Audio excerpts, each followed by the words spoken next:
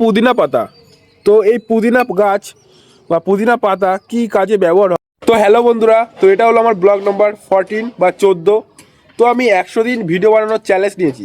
তো আজকের ব্লগে তোমাদের দেখাবো আমার ছাদে কী কী গাছ লাগিয়েছি। চলো আজকের মিনি ব্লগটা শুরু করা যাক। চলো, প্রথমে লাগিয়েছি লঙ্কা গাছ। তো এই গাছটায় ফুল এসেছে, আর এই গাছটা অলরেডি লঙ্কা আছে, দেখতেই পাচ্ছ কত লঙ্কা। আর এদিকে রয়েছে ড্র্যাগন গাছের চারা, আর হচ্ছে বেগুন গাছ, সবাই তো চেনো এটাকে। আর অনেকগুলো পেঁয়াজ গাছ লাগিয়েছিলাম, তো সব পেঁয়াজ কলি মারা গেছে, আর খেয়েও নিয়েছি অনেকগুলো। তো একটা পেঁয়াজ থেকে দেখো কতগুলো পেঁয়াজ হয়ে গেছে। তো একটা পেঁয়াজ গাছ থেকে কটা পেঁয়াজ হয় তোমরা কমেন্ট করে অবশ্যই জানাবে। আর এদিকে আরও রয়েছে ড্র্যাগন গাছ, ছোট ছোট। বেগুন গাছে কিন্তু বড় বড় বেগুন হয়েছে, দেখিয়ে দিচ্ছি পাতা সরিয়ে। এই যে দেখতে পাচ্ছ বেগুন, ওই একটা বেগুন, মানে এই দেখো একটা দুটো, আর ওই দিকে আরও বেগুন রয়েছে, দেখতে পাচ্ছ আশা করি। চলো এদিকে যাওয়া যাক। আর এটা হচ্ছে লাউ গাছ, দেখো।